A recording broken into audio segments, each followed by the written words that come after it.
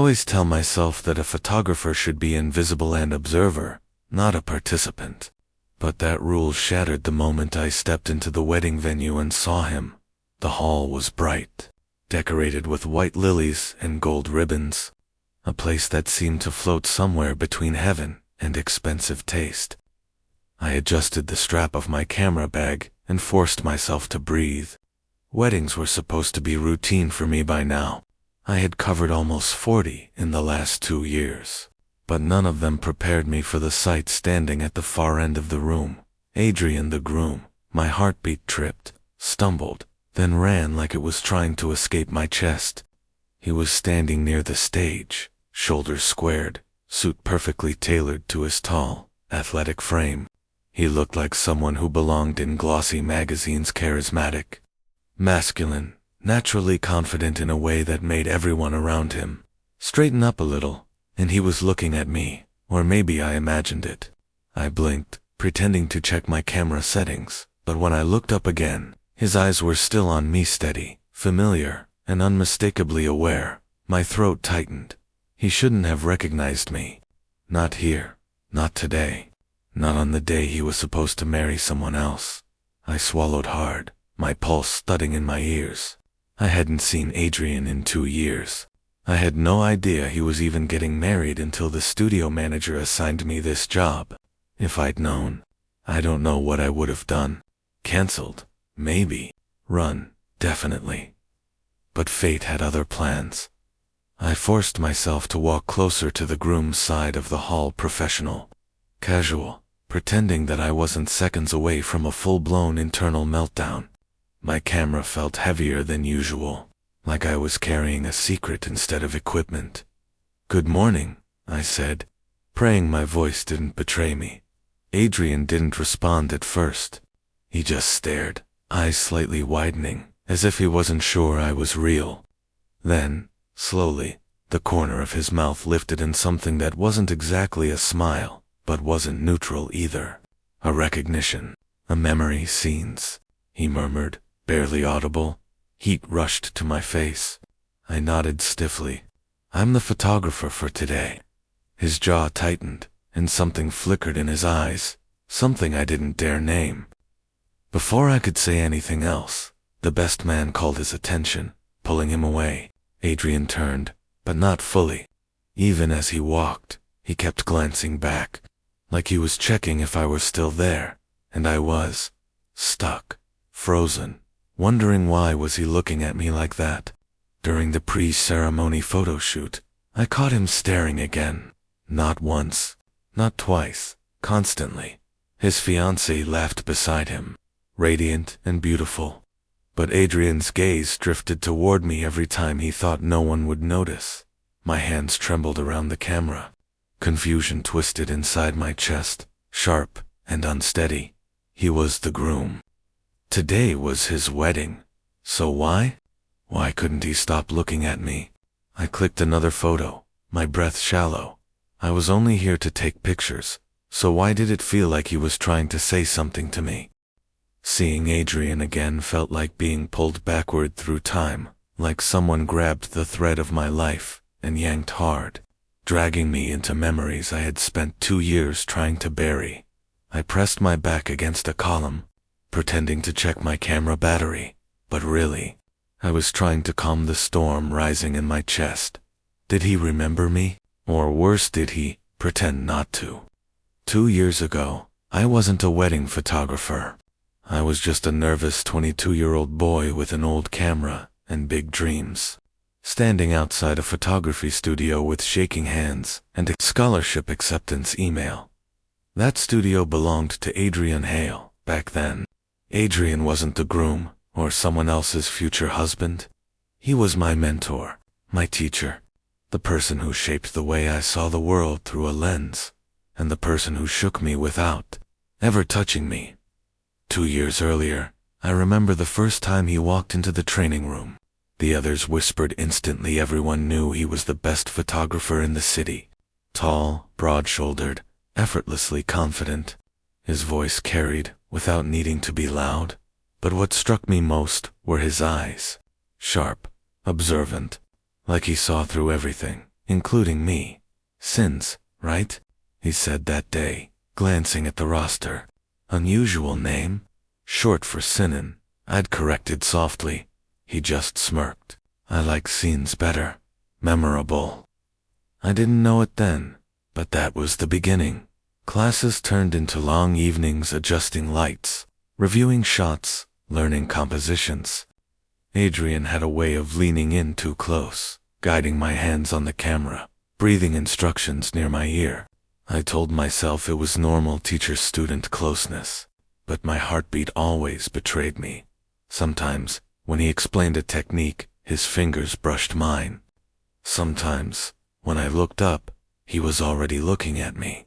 Sometimes, he'd pause mid-sentence, like he forgot what he was saying. There was something neither of us named, something both of us felt. But we were careful. We kept conversations professional. We stayed inside the lines until the night we didn't, the rooftop night. It was late past 11 p.m. The studio had finished a major commercial shoot, and everyone had gone home except us. Adrian asked if I wanted to help him pack up equipment on the rooftop. I said yes too quickly. The city lights glittered around us, warm and gentle against the night sky. He adjusted a reflector while I organized lenses. Then I felt him watching me. "You've improved a lot," he said quietly. I laughed nervously. "You're a good teacher." "I don't think it's just that." He stepped closer. Too close. "You see things differently." I froze. My heart slammed against my ribs. "Scenes," he said, voice lower now, rougher. "Do you ever feel like your camera catches something you're not supposed to see?" I swallowed. "Sometimes." "What about people? What about them?" I whispered. He exhaled slowly. "Sometimes I feel like I see too much." Our eyes locked. My breath caught. He wasn't hiding it anymore, the tension, the pull, the unspoken feeling hanging heavy between us. He reached out, cupping the side of my neck gently with one hand. My knees nearly buckled, since his forehead leaned closer, lips hovering near mine. I could feel his breath. I could feel the moment tipping, seconds away from change. I wanted him. God, I wanted him. But just as his lips brushed the corner of mine, just as the heat between us ignited, he stopped. His eyes opened, wide with fear, realization, conflict. He stepped back sharply. "We can't." My heart collapsed into itself. "Why?" "Because I'm your mentor," he said, voice breaking. "Because this is wrong. Because you deserve someone who isn't." Confused. I didn't understand what he meant then. I only felt the coldness of air, replacing the warmth of his almost dash kiss. It was the first time I ever felt heartbreak, without even being loved. The next week, I resigned from the studio. I couldn't face him, not after feeling something so strong and being pushed away like it meant nothing. I left a short note, thanking him, avoiding details. He never contacted me. I never contacted him. We disappeared from each other's lives, just like that, back to the presente. Burst of laughter snapped me back into the wedding hall.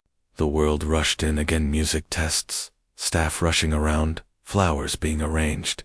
But Adrian was still watching me, eyes lingering like a question he had never asked, a question he had never answered.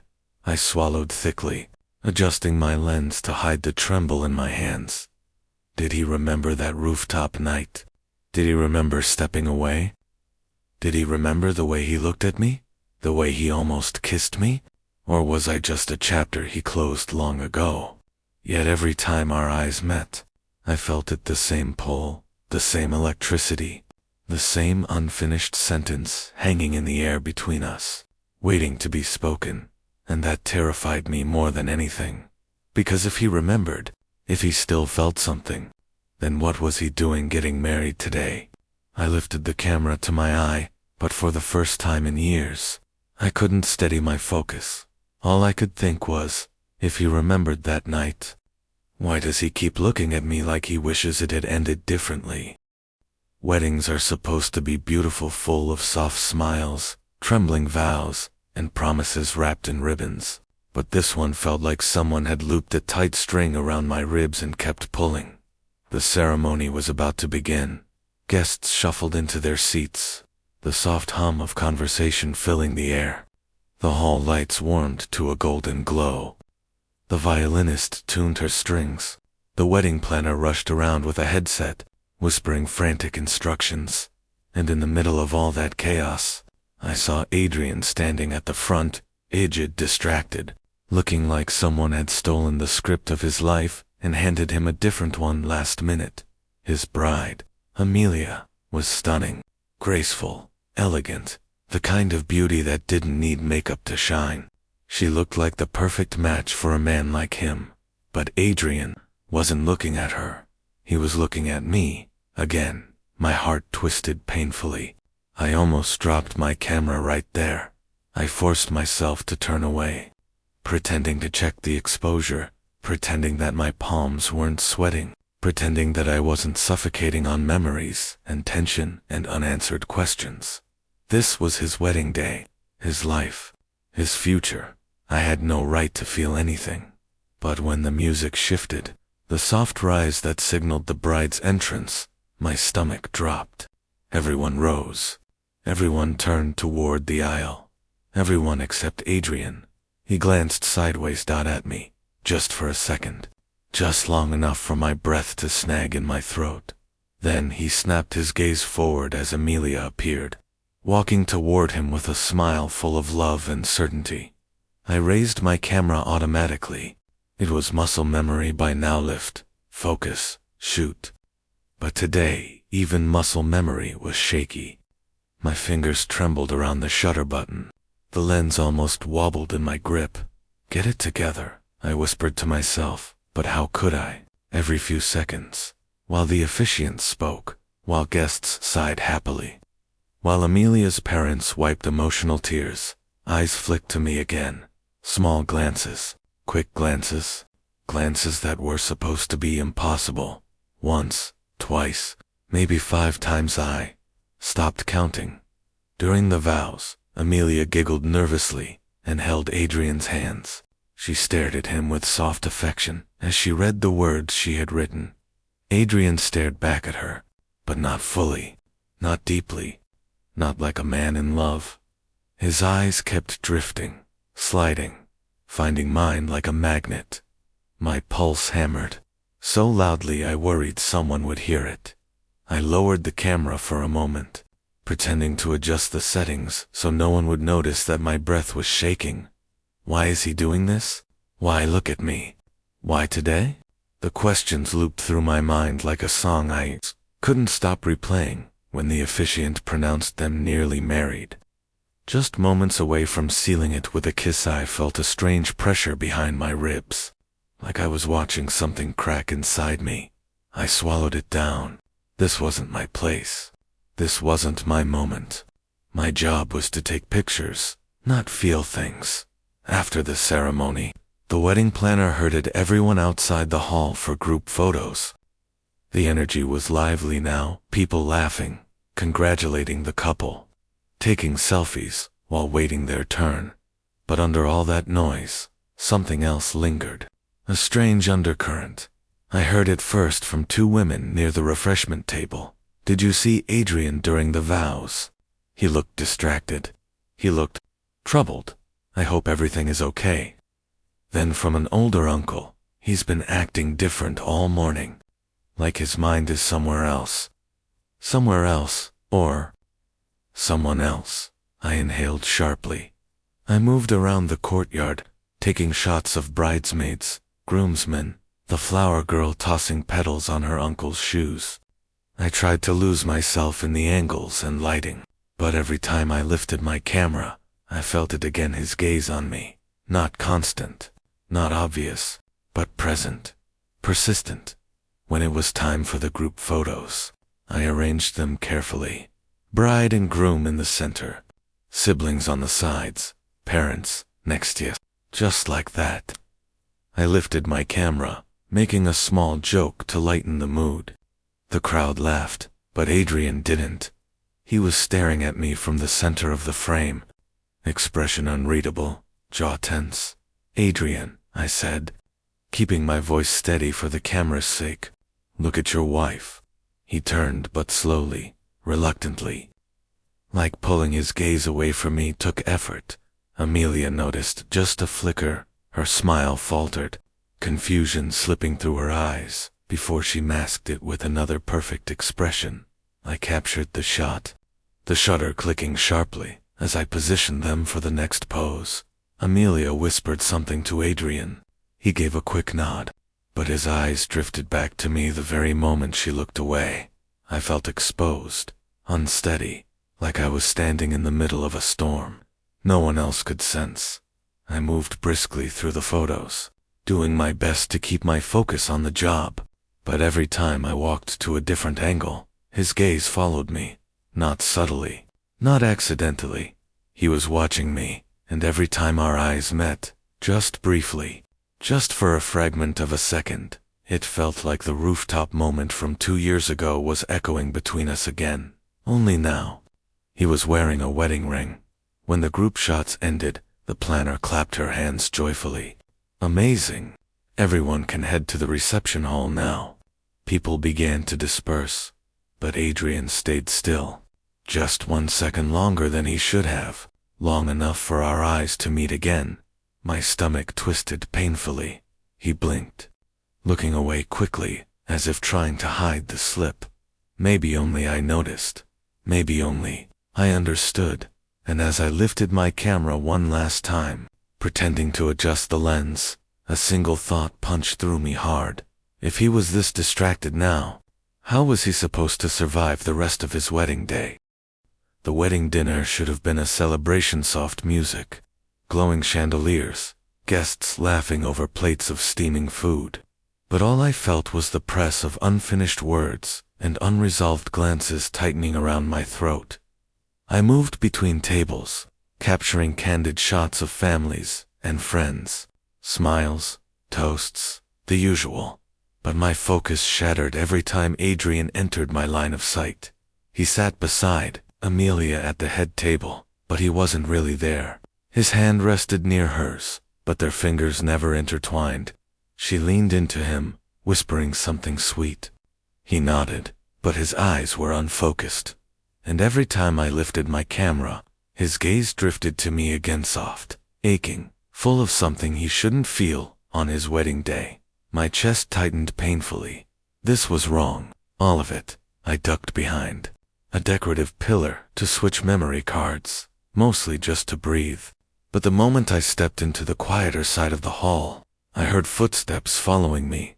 Slow, heavy, deliberate scenes. My stomach dropped. I turned on. Adrian stood there, breath uneven, jaw clenched, eyes burning with something sharp and broken.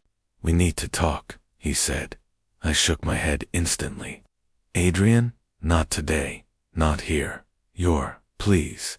His voice cracked. "Just 2 minutes." I should have said no. I should have walked away and protected both of us. But the pain in his eyes froze me in place. I exhaled shakily. "Fine. 2 minutes." He led me through a side door into a narrow service hallway behind the reception hall, the kind used by catering staff. It was dim, quiet, filled with faint echoes of distant music. When the door closed behind us, the silence felt suffocating.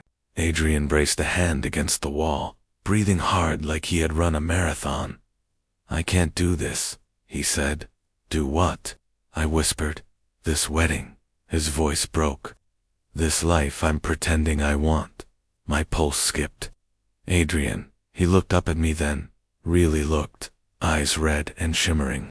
"I never got over you, sins." The air left my lungs. "I tried," he continued, voice trembling. "I forced myself to move on, to forget, to be who everyone expected me to be. But the entire time you were gone, every photo I edited, every student I taught, every night I closed my eyes." He swallowed hard. "You were there." My grip on my camera tightened until my fingers hurt. "Adrian, this isn't fair. I know." He stepped closer. "I know it's the worst timing, the worst place, but I can't lie anymore. Not to myself. Not to her. Not to you. I shook my head, heart racing, panic crashing through me. Why did you get engaged then? Why go this far? He laughed bitterly, wiping his face with the back of his hand. Because I thought marrying Amelia would fix me. I froze. I thought I could force myself to be straight, to be normal, to be everything society, my family, the world wanted me to be. He pressed a fist to his chest. But every step toward this wedding felt like walking away from myself, away from you. The words hit me like a punch. I whispered, Adrian, you can't dump this on me today. Your wedding day, I know. Tears welled again, quiet, shaken, messy. I know, sins. But when I saw you walk into the venue today, it felt like the universe slapped me in the face, like it was saying, look at what you're about to lose forever. My throat tightened painfully. Sins, he whispered, stepping closer until I could feel his warmth. I love you. I've loved you since the night on the rooftop. I've tried to bury it, tried to replace it, tried to lie to myself. But it's you. It's always been you. His voice cracked as a tear slipped down his cheek. And pretending otherwise is destroying me. My vision blurred. My chest ached. I wanted to hold him. I wanted to run. I wanted to scream. Instead, I whispered, Adrian, love isn't supposed to feel like suffocation. He stared at me, breath trembling. Love shouldn't hurt like this, I said softly. Not for you. Not for her. Not for me. He leaned his forehead against the wall, shoulders shaking. I don't know what to do. I stepped back, forcing a barrier between us, though it tore something inside me. What you need to do is stop lying to yourself and to her. But I can't make that decision for you. He reached for my hand, but I pulled away before our fingers touched, because if he touched me, I wouldn't walk out of that hallway intact. You need to choose the truth, I whispered. Not because of me, but because you deserve a life you're not ashamed of. His breath hitched. And if the truth is you, I swallowed hard. Then you still can't say it today. Silence stretched between us, heavy, trembling, impossible. Finally, I opened the door halfway. Go back, I said quietly. Face what you need to face. Don't hide behind me. Our eyes locked one last time.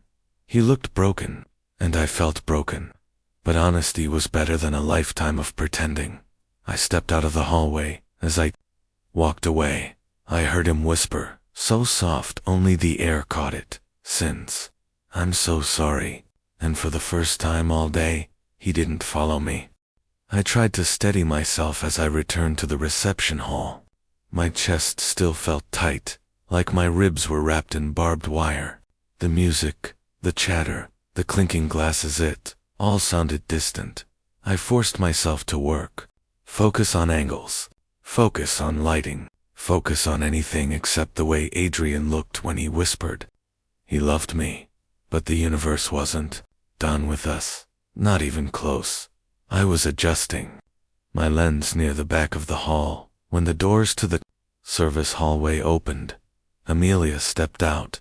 Her soft bridal smile was gone, replaced by something sharp and confused. Her eyes were red-rimmed. She had clearly been looking for Adrian, and she found him because he stepped out. Right behind me. Her gaze flicked between us, first him, then me, then him again. Slowly, suspiciously, painfully. Adrian, she said, voice trembling. What's going on? He froze. I froze. The room didn't notice yet, but it felt like the air thinned just around the three of us. Amelia looked at our faces, his, shaken, my guilty end. Her expression shifted from confusion to quiet fear. What were you two talking about? She whispered. Why do you look like that? Adrian inhaled deeply, then exhaled shakily. Amelia, he said softly, we need to talk. Every cell in my body screamed no. Not here. Not in front of me. Not like this. I stepped back instantly. I should go. This is between. No, she said sharply. surprising both of us. Stay. Her eyes were glassy, but her voice held a trembling strength. If this is what I think it is, then I need all the truth. Adrian swallowed, shoulders shaking. Amelia, I care about you. I do. You're an amazing person. You deserve the world. Her lips quivered. But, he closed his eyes. But I'm not ready. Not emotionally. Not, honestly. A tear slid down her cheek. You mean because of him? Silence crashed between us. My throat closed. Amelia, please, don't blame yourself. Don't blame me. I'm not blind. Sins, she whispered. I saw the way he kept looking at you during the ceremony. More tears. Softer, sadder. She turned back to Adrian, voice cracking. Just say it, please. He looked at her like someone looking at a person he respected deeply, but could no longer protect with lies. I have unresolved feelings, he said, for someone else. Her breath hitched. How long? 2 years. That broke her. Her knees buckled, and she caught herself on a chair, covering her mouth, as she sobbed. Oh God. I knew something was wrong. I kept telling myself it was wedding stress, that you were just nervous, but you never really looked at me today. Not once. Not the way a groom should. Her voice shattered, my heart twisted painfully. I whispered, Amelia, I'm so sorry. I never wanted any of this. I didn't even know he was the groom until today. She closed her eyes, tears streaming.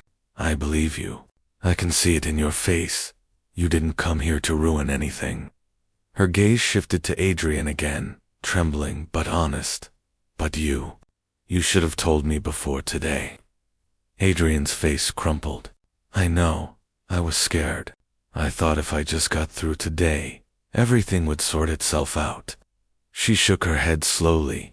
Love doesn't work like that, Adrian, and neither does marriage. More guests began to notice the tension. Whispers spread through the room. What's happening? Is everything okay? Why is the bride crying? The wedding planner approached but stopped when she saw the tears. The three of us frozen in the center of something too personal to touch. Amelia wiped her eyes with a trembling hand. We can't go through with the ceremony tonight. Her voice cracked on the last word. Adrian nodded miserably. I'm so sorry. The planner rushed over, panic rising. Is everything all right? Should we delay the second ceremony? Amelia took a shaky breath. The wedding is postponed. Gasps rippled through the hall. People turned, heads tilted, hands covered mouths. Everyone stared. Heat crawled up my neck.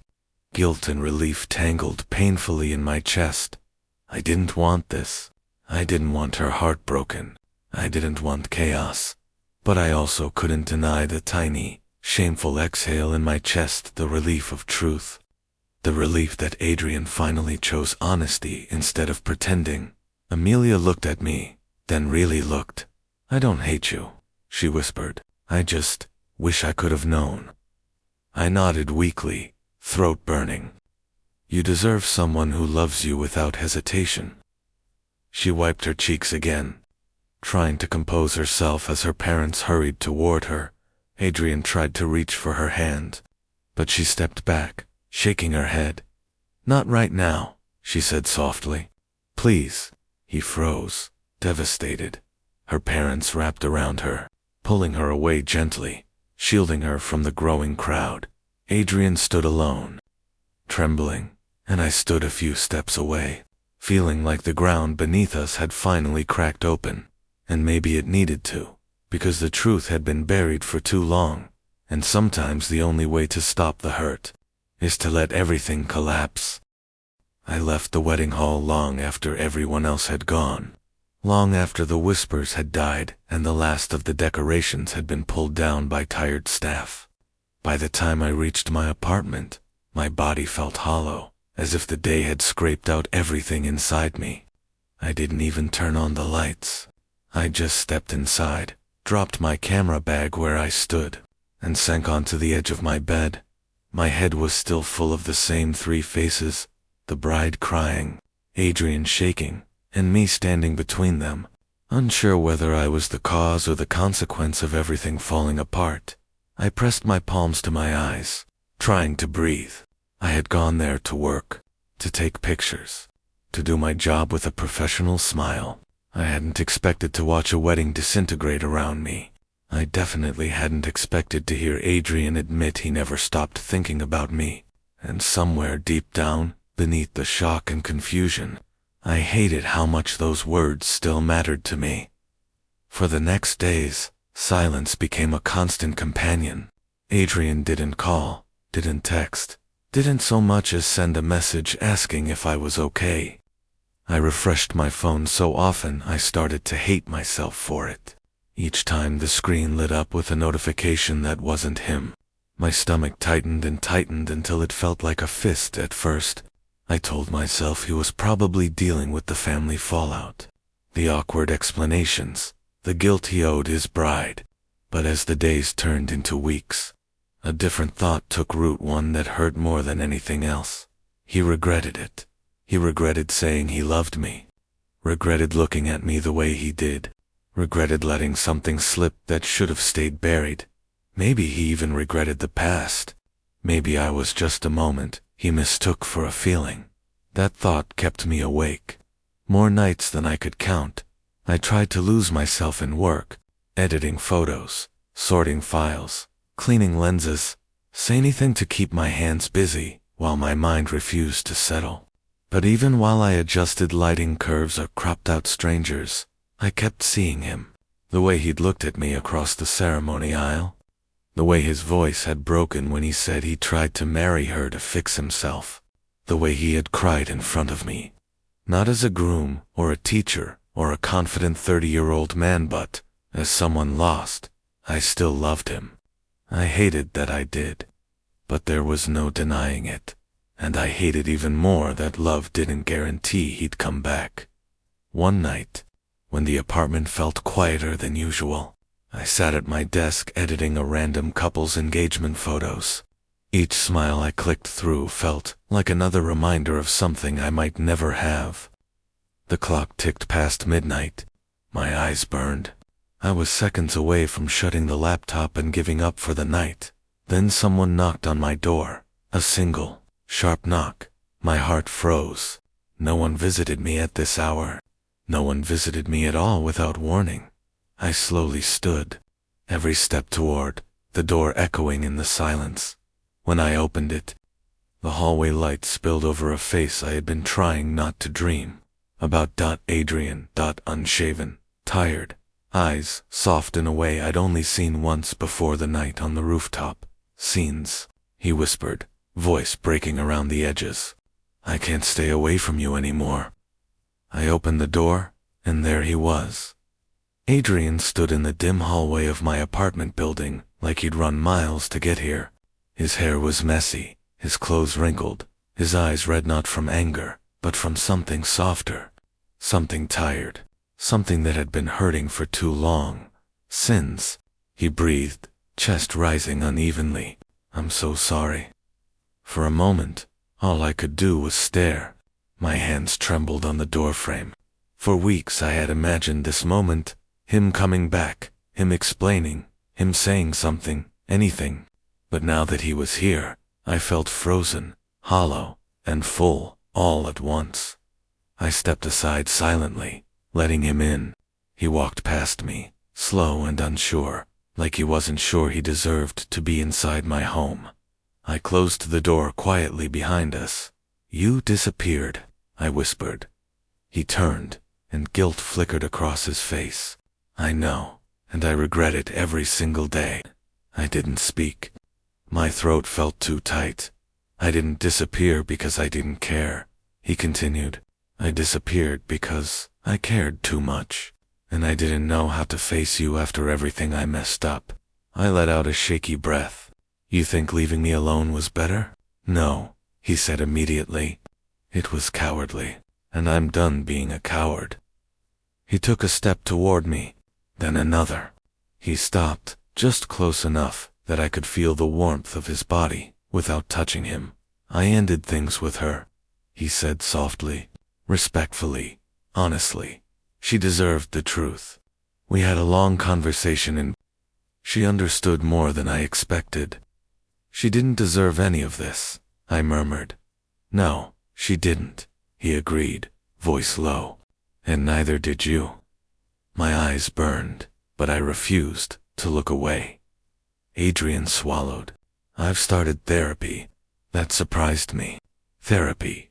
Yeah, I needed to figure myself out. Really figure myself out. My whole life I've been trying to shove feelings into boxes because I thought it would make me normal. But you, he stopped, breath shaking. You made me realize that hiding doesn't make someone normal. It just makes them lonely.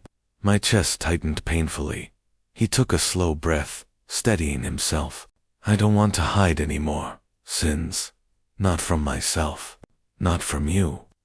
The apartment felt impossibly quiet. I could hear the faint city noise outside, the hum of my refrigerator, the soft hitch in my own breathing.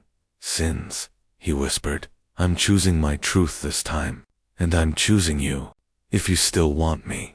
The words hit me like a slow, warm wave, melting every frozen part of me. I never stopped wanting you, I said, barely above a whisper. His eyes softened in relief, vulnerability, and something deeper, something that had once only lived in glances and half-finished confessions. He reached out hesitantly, like he was afraid I'd pull back. His hand hovered near my cheek. Can I? He asked. Instead of answering, I stepped forward and closed the distance between us. His fingers brushed my jaw, first light, trembling. He touched me like I was something fragile, like he was afraid I'd disappear. And then his forehead rested against mine, our breaths mingling in a way that felt painfully intimate. We should have had this moment years ago, he murmured. Better late than never, I whispered back. He tilted his head, and finally his lips found mine. It wasn't rushed. It wasn't desperate. It was gentle, long overdue, and filled with everything we never said, everything we almost were, everything we both ran from. He kissed me like he was learning me all over again. I kissed him like I remembered every moment we could have had.